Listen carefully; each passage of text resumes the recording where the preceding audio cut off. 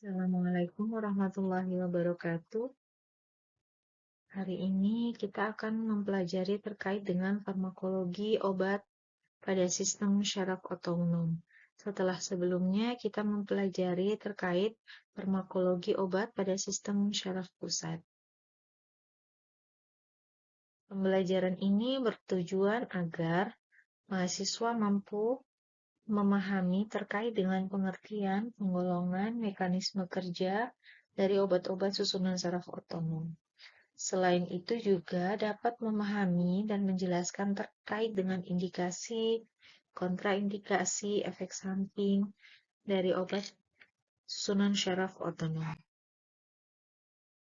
Seperti yang telah dijelaskan sebelumnya pada sistem syaraf manusia, susunan sistem syaraf pusat kita terdiri dari otak dan medula spinalis. Sedangkan susunan syaraf tepi terdiri dari saraf somatik dan otonom. Pada syaraf otonom itu sendiri dibagi menjadi sistem saraf simpatis dan parasimpatis.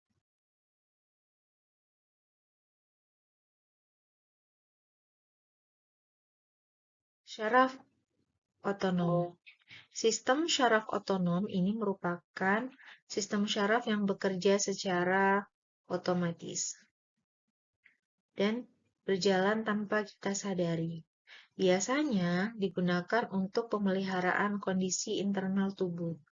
Kemudian untuk mengatur kerja otot polos pada organ otonom dan kelenjar hormon secara tidak disadari. Selain itu, sistem syaraf otonom ini juga dapat mempertahankan keadaan tubuh dalam kondisi yang terkontrol atau homeostasis. Saraf otonom ini sendiri terdiri sistem syaraf simpatis dan saraf parasimpatis. Saraf simpatis, dia bersifat adrenergik dan katabolik. Dia memiliki respon untuk fight or flight. Kemudian, memiliki syaraf postganglion yang panjang sehingga aksinya lebih luas. Adapun syaraf parasimpatis, dia bersifat kolinergik dan anabolik. Dia untuk istirahat and digest, kemudian memiliki syaraf postganglion yang pendek, sehingga aksinya lebih terlokalisasi. Berikut adalah kerja dari saraf simpatik dan parasimpatik. Pada mata, saraf simpatik bekerja melebarkan pupil. Untuk saraf parasimpatik bekerja menyempitkan pupil. Pada kelenjar ludah, saraf simpatik menghambat sekresi kelenjar ludah, sedangkan parasimpatis kebalikannya, yaitu merangsang sekresi kelenjar ludah. Di paru-paru, saraf simpatik bekerja merelaksasi bronki. Untuk saraf parasimpatis, dia menyempitkan bronki paru-paru. Pada jantung, saraf simpatis dapat mempercepat denyut jantung, sedangkan parasimpatis dapat memperlambat denyut jantung. Pada saluran pencernaan, saraf simpatis menghambat aktivitas lambung dan usus, sedangkan parasimpatis merangsang aktivitas lambung dan usus. Di pankreas, saraf simpatis dapat menghambat aktivitas pankreas. Parasimpatis merangsang kantung yang ada di pankreas.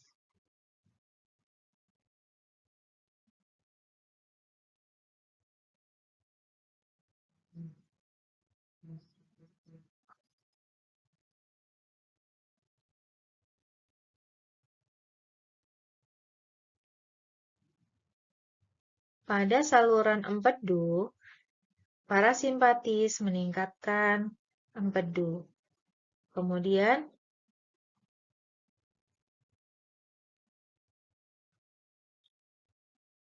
pada kandung kemih, maka parasimpatis mengosongkan kantung kemih.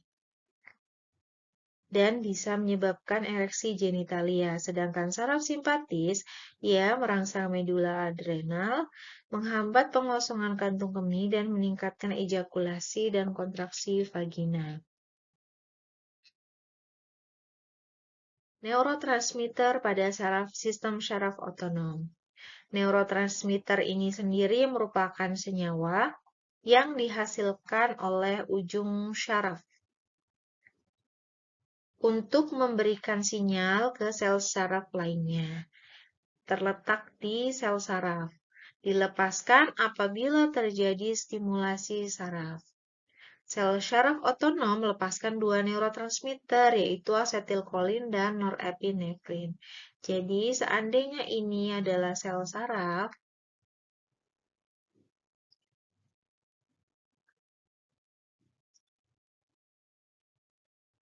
di mana di sini ada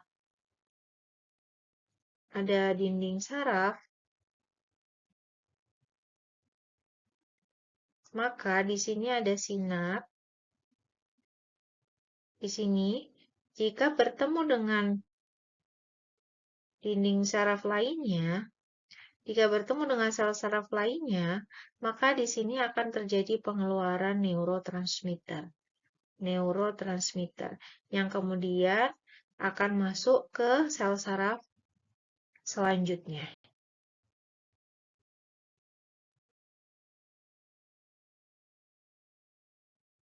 Jadi ini adalah ujung syaraf.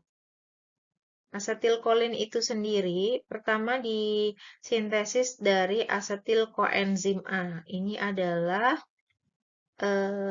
sebelum menjadi asetilkolin, maka asetil koenzim A dengan penambahan kolin dan dibantu oleh enzim kolin asetil transferase menjadi asetilkolin. Ini di dalam sel syaraf. Kemudian asetilkolin ini akan dibawa, kemudian dikeluarkan ke dalam celah sinap. Celah sinap celah antara sel saraf satu dengan sel saraf lainnya. Saat asetilkolin keluar, maka dia akan menduduki reseptor asetilkolin yang kemudian akan terjadi stimulasi seperti yang diharapkan. Ini adalah sel postsinap, yang ini adalah presinap. Akan tetapi, di dalam celah antar sinap ini, dengan bantuan asetilkolinesterase, maka asetilkolin ini dapat diinaktivasi atau dipecah menjadi asetat dan kolin, sehingga jumlah asetilkolin di sini menjadi menurun. Yang berikutnya yaitu norepinefrin. Norepinefrin itu dia disintesis melalui jalur tirosin.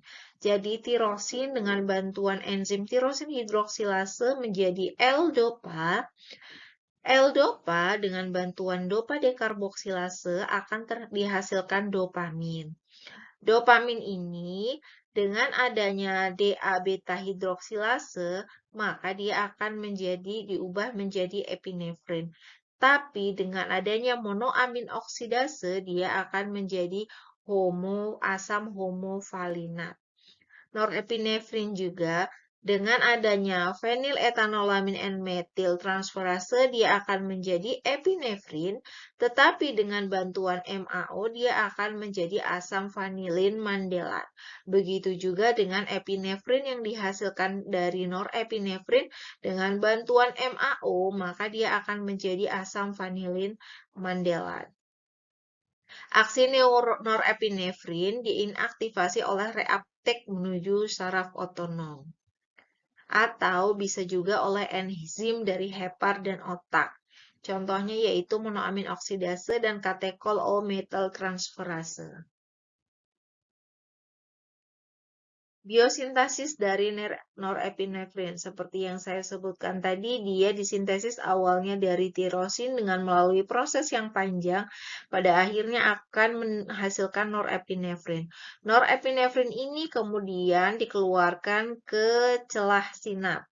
Di celah sinap, dia kemudian menuju ke sel saraf lainnya, akan berikatan dengan reseptor.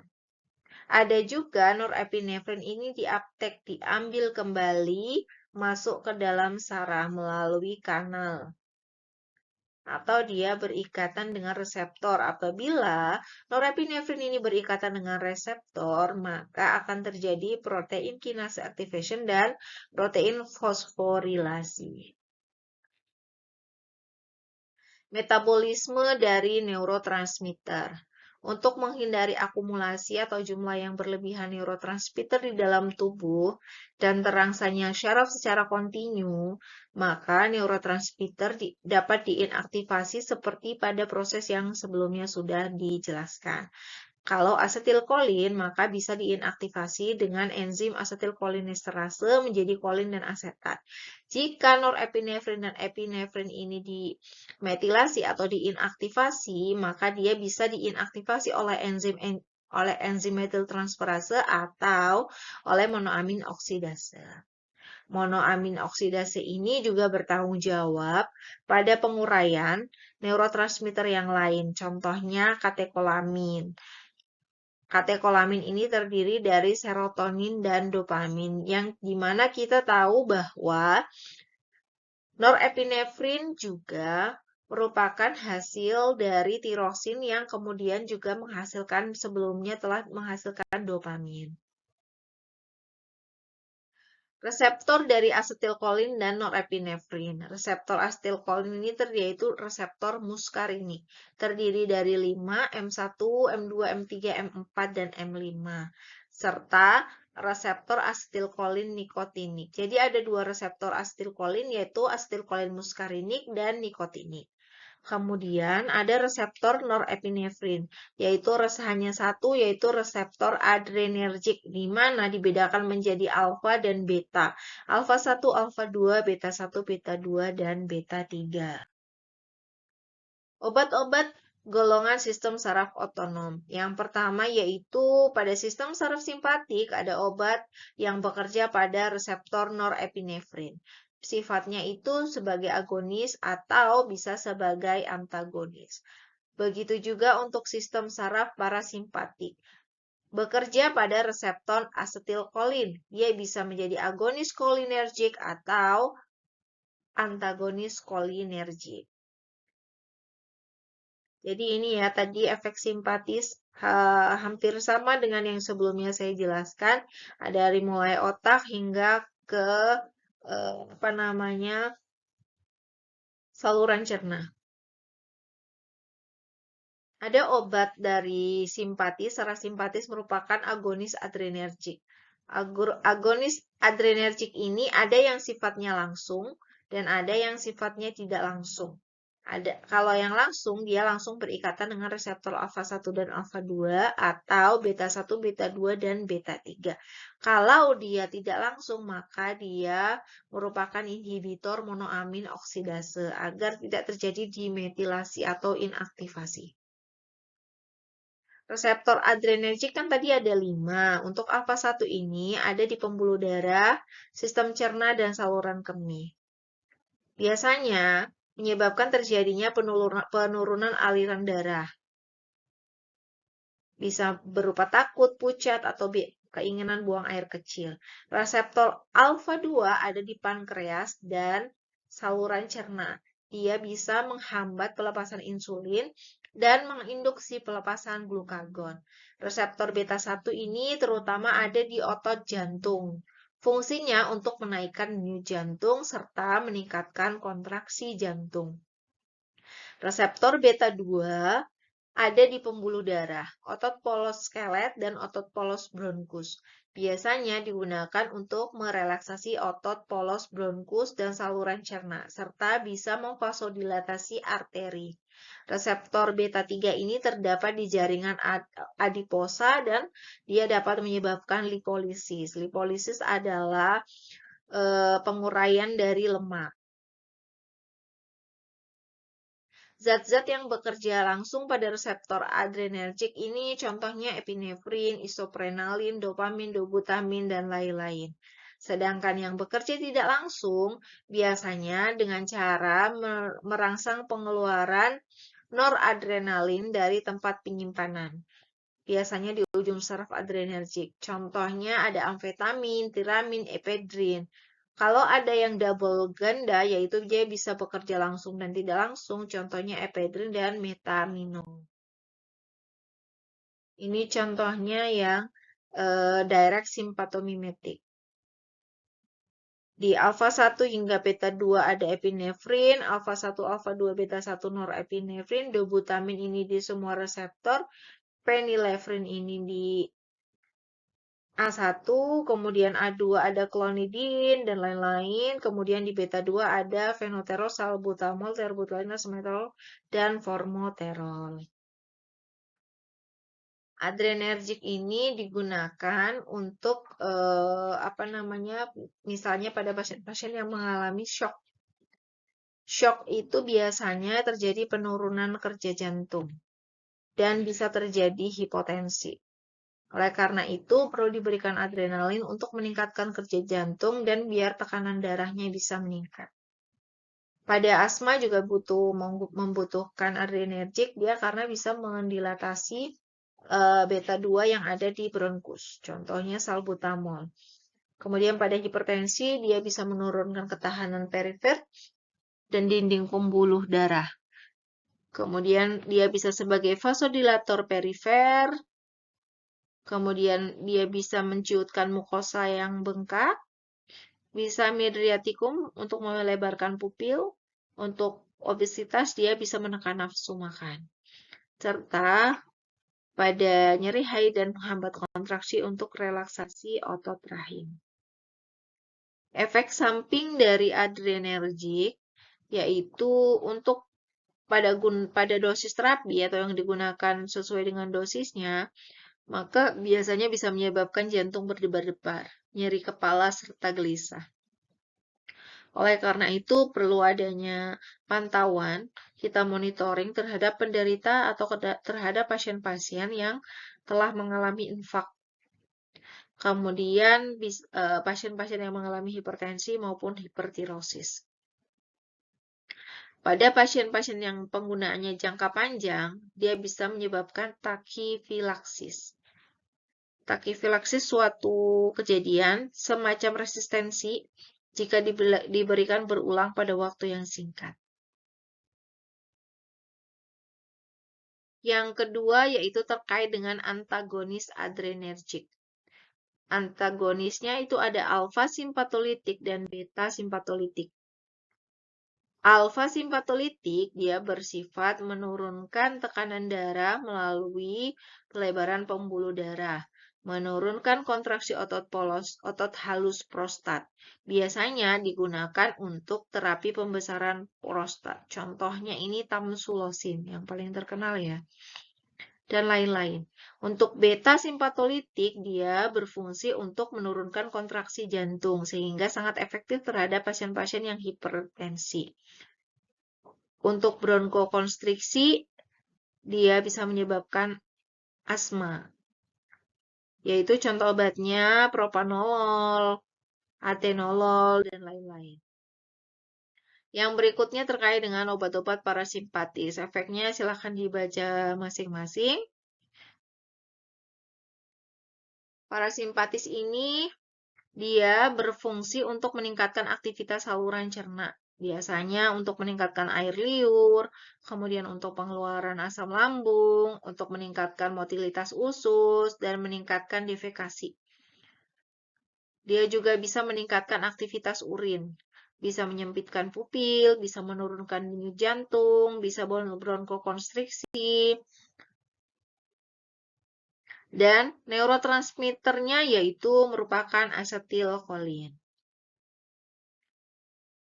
Jadi parasimpatis itu ada agonis dan antagonis. Agonisnya ada yang langsung, yaitu yang bekerja pada reseptor muskarinik dan reseptor nikotinik. Dan juga ada agonis parasimpatis yang kerjanya tidak langsung. Ini adalah reseptor pada parasimpatis. Ada M1, jaringannya yaitu neuron dan ganglia simpatis. Dia biasanya meningkatkan aktivasi pelepasan neurotransmitter. Norepinefrin. Kemudian M2 dia ada di miokard, otot jantung, dan jaringan nodus. Dia menyebabkan kontraksinya menjadi naik, serta di jaringan nodus menyebabkan bradikardi. Kemudian M3 dia kelenjar eksokrin, ileum, dan pembuluh. Dia biasanya menyebabkan penyaluran atrioventrikuler menjadi berkurang. Reseptor nikotinik ini terdapat pada neuromuscular junction dan pada ganglia otonom pada medula adrenal. Biasanya fungsinya digunakan untuk mengontrol aktivitas sistem saraf somatik. Agonis parasimpatis ada dua, seperti tadi di gambar yang sudah saya sebutkan. Jadi ada yang langsung dan tidak langsung. Kalau langsung, dia berarti berikatan dengan reseptor asetilkolin, baik reseptor muskarinik maupun nikotinik. Efeknya meningkatkan tonus otot dan mengurangi glaukoma. Contoh obatnya adalah karbakol dan pilokarpin. Kalau tidak langsung, maka dia berkaitan dengan adanya menghambat inaktivasi dari asetilkolin, baik oleh enzim asetilkolin esterase, sehingga konsentrasi asetilkolin ini tetap tinggi. Efeknya dia meningkatkan tonus otot, mengurangi glaukoma, contohnya neostigmin dan visostigmin. Adapun meningkatkan kemampuan memori, ini biasanya digunakan untuk pasien-pasien yang Alzheimer, contoh obatnya rivastigmin. Kolinergik memiliki efek samping. Jadi obat-obat kolinergik ini bisa memiliki efek samping, diantaranya ada mual, muntah, diare, kemudian sekresi ludahnya berlebihan, dahak, berkeringat, air mata, bradikardi, bronkokonstriksi, serta bisa mengalami depresi pernafasan. Apabila kita mengalami keracunan dari kolinergik, maka kita dapat memberikan dengan antikolinergik, contohnya yaitu atropin. Obat-obat kolinergik ini bisa digunakan untuk hamil ataupun menyusui. Karena dia tidak bisa menembus plasenta, tetapi dia tidak boleh diberikan secara parenteral atau diinjeksi karena dia bisa memicu kontraksi dari rahim.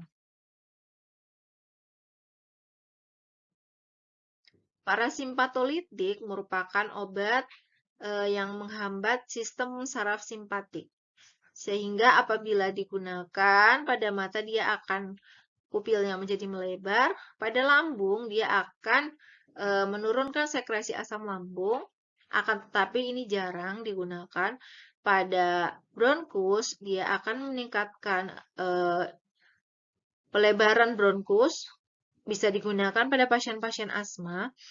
Kemudian dia bisa spasmolitik, mengurangi rasa mulas. Kemudian bisa menurunkan aktivitas sistem saraf pusat. Misalnya pada pasien-pasien yang mabuk perjalanan, serta bisa meningkatkan denyut jantung atau takikardi.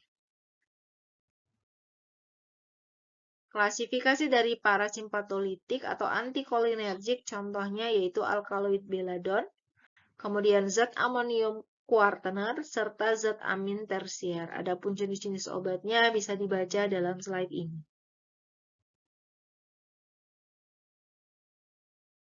Efek dari antikolinergik seperti sebelumnya sudah saya jelaskan. Yang pertama melebarkan pupil, bronkodilatasi, mengurangi pengeluaran kelenjar ludah, dahak, keringat, meningkatkan frekuensi jantung, mengurangi tonus dan motilitas lambung usus, kemudian relaksasi otot polos, serta meresang dan menekan SSP, sistem saraf pusat pada dosis yang tinggi, kecuali pada zat amonium kuartener.